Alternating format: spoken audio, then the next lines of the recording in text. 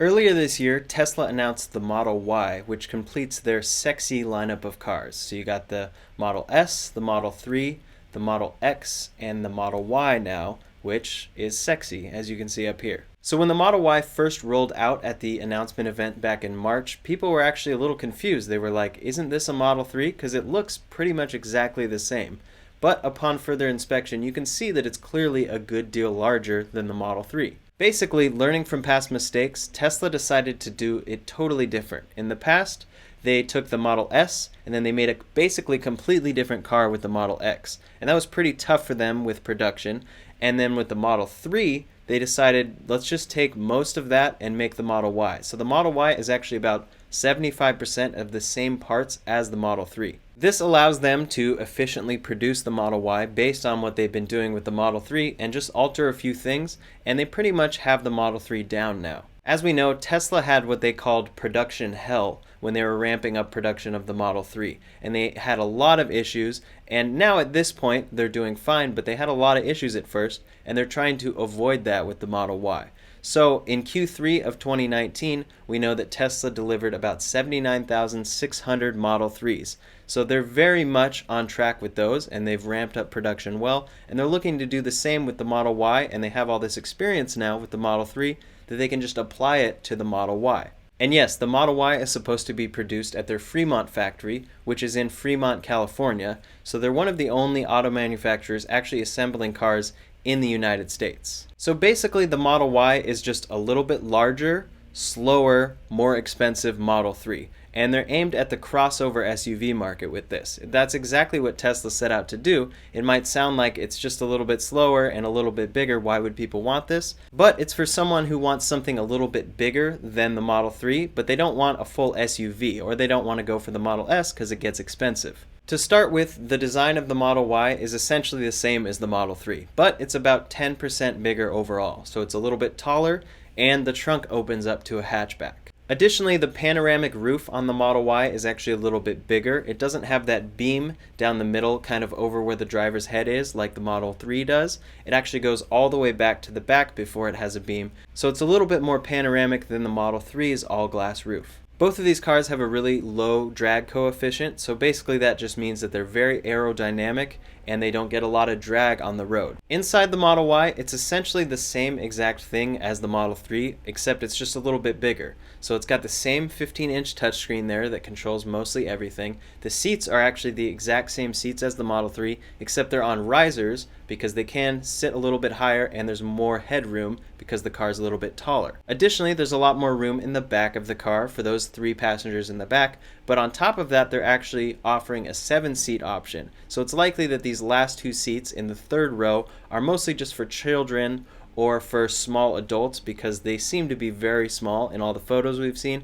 but it is an option for 7 seats. And then on top of that, the Model 3 had about 15 cubic feet of cargo space, and the Model Y has about 66 cubic feet of cargo space. So with that hatchback and the overall 10% bigger car, it adds quite a bit of cargo space. Additionally, on the Model Y as compared to the Model 3, you'll notice that the cut line of the rear doors is actually a little further back. Towards the bottom, it actually goes around the wheels, which should make getting in and out of the rear seats a little bit easier. Additionally, on the Model Y as compared to the Model 3, you'll notice that the hood is actually a little more sloped, and so this, in combination with the higher ride height in the front, should allow the Model Y to have even more visibility than the Model 3, which already has really great visibility. And the ground clearance on both cars appears to be exactly the same. One cool thing about the Model Y compared to the Model 3 is that it actually features chrome delete on all the handles and certain parts of the trim. We've seen various different versions out on the roads,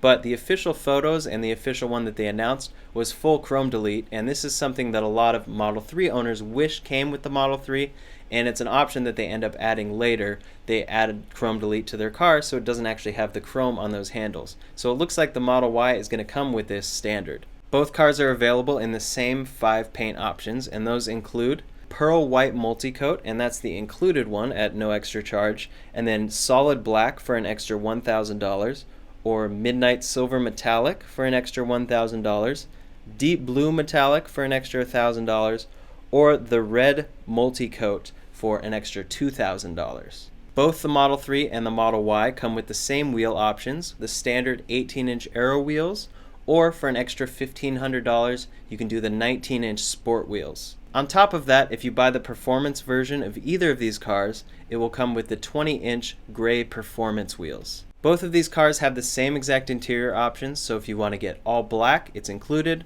or if you want to get black and white where the seats are white, that's actually an extra $1,000. So the Model 3 seats 5, and the Model Y actually has the option for 5 or 7, but if you want to get the 7 seats, it's an extra $3,000, and that's not available until early 2021. Both of these cars include Autopilot and the option to add full self-driving for an extra $7,000.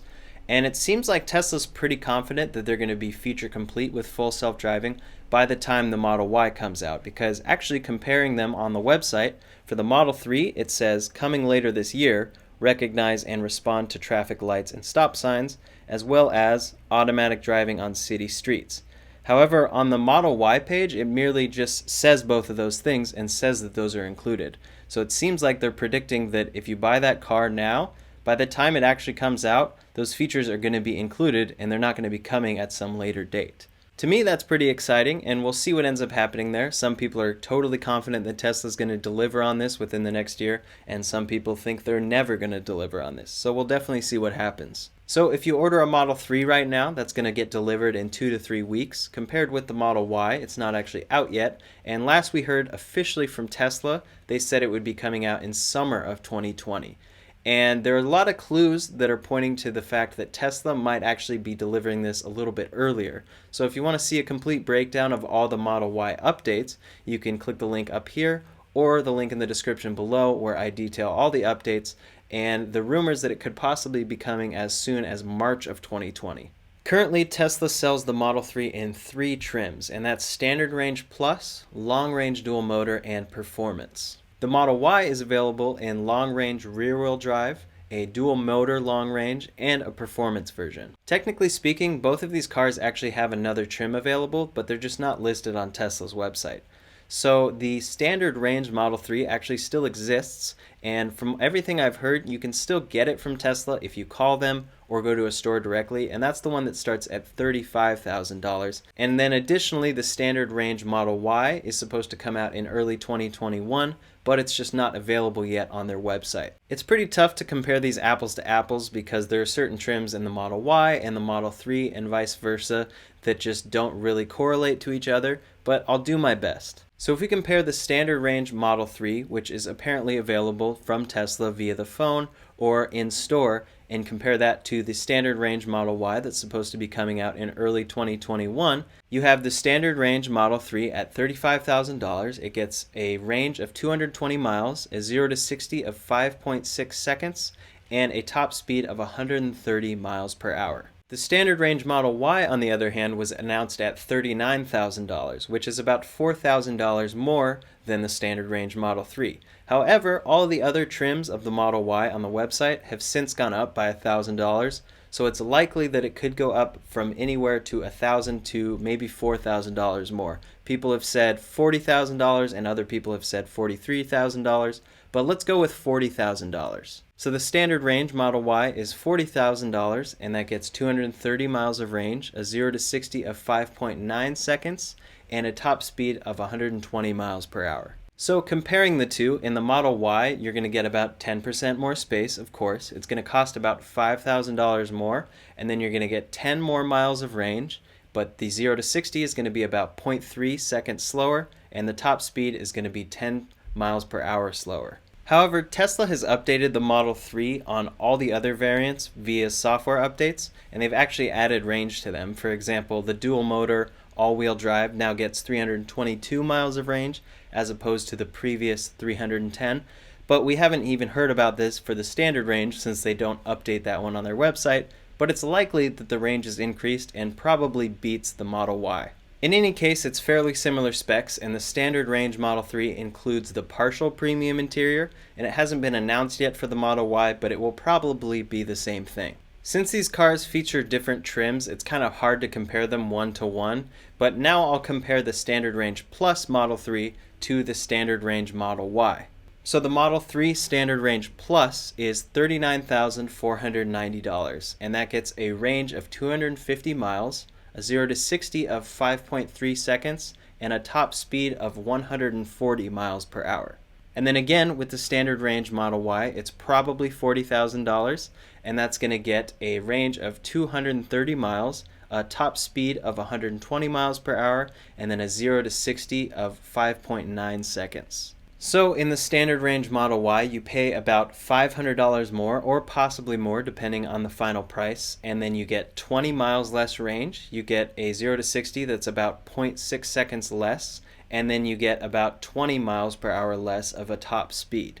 And so all of that for more cargo space and just a bigger car in general. So the Model Y comes in a variation that actually doesn't exist for the Model 3, and that's the long-range rear-wheel drive version. In the Model 3, the long-range version is only all-wheel drive, so you can't really compare them exactly, so I'll just give you all the specs of the Model Y rear-wheel drive.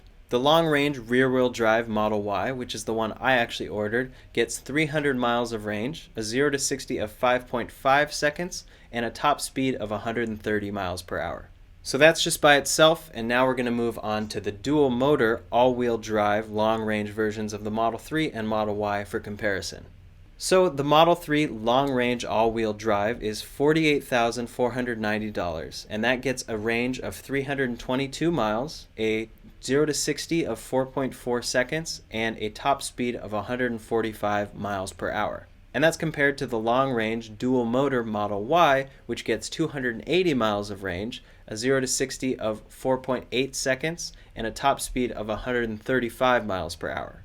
So for about $3,510 more in the Model Y, you're going to get a car that gets 42 miles less range, a 0 to 60 that's about 0.4 seconds slower, and a top speed that's about 10 miles per hour slower. As we know in the past, Tesla has actually announced certain specs and then improved on them before release, and I think this is likely to happen here with the Model Y.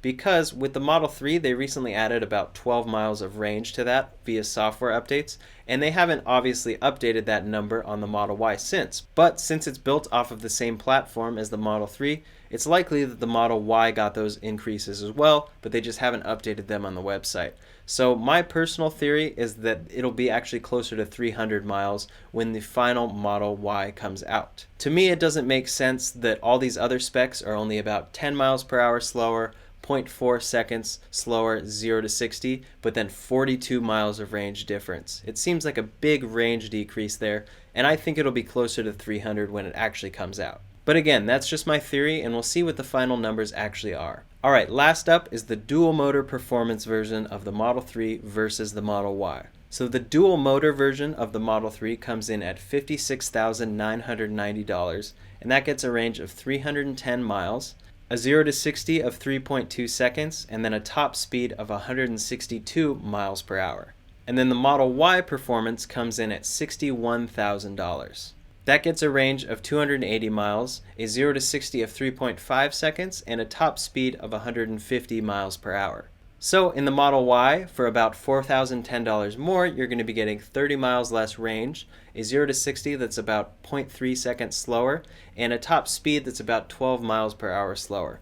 But again, the trade-off here is the larger cargo space. Again, I think these final ranges might change when it actually comes out, because if you compare the long-range all-wheel drive Model 3 to the performance Model 3, there's a decrease of 12 miles of range there. But if you compare those two versions of the Model Y, they're the same exact range. So I think it's likely that the all-wheel drive long-range version of the Model Y will actually have more range than this. So which car do you want? Does it make more sense to go for a more spacious Model Y like I'm going to do because I actually need to fit drums in my car? Or does it make sense to go for the Model 3 because it's a little cheaper, it gets better performance, and it's overall smaller? I would do that in a heartbeat if I didn't need to fit stuff in my car, but I'm going with the Model Y, and I think it's really going to fit well in the crossover SUV market. For people that are willing to shell out for an electric vehicle, and for a Tesla for that matter, but don't want to spend $80,000 to $100,000 to get the cargo space of a Model S or X, I think this is going to be a great option. So what do you think about the Model Y's design as compared to the Model 3? Do you think it's a great design and they were really smart about it? Or do you think it's a bloated Model 3 and it's a really lazy design? Let me know in the comments below. If you like this video, make sure to hit that like button and also subscribe to this channel. I actually ordered a Model Y and I'm going to be getting that sometime next year, so I'm really excited about that, and I'm going to be bringing out all sorts of videos related to that. For a complete breakdown of the Model Y, you can check out my video up here or in the link in the description below. And additionally, if you're looking to actually buy a Tesla, you can use my referral link in the description below, and that'll get you 1,000 free miles of supercharging as well as me, so it's just a win-win all around. Lastly, if you're a really big Tesla fan, I do have a podcast called Tesla Regular, also linked in the description below, and I come out with updates throughout the week, just giving you all the Tesla news that's coming out. So that's all for this video. Thanks so much for watching, and I'll see you on the next one.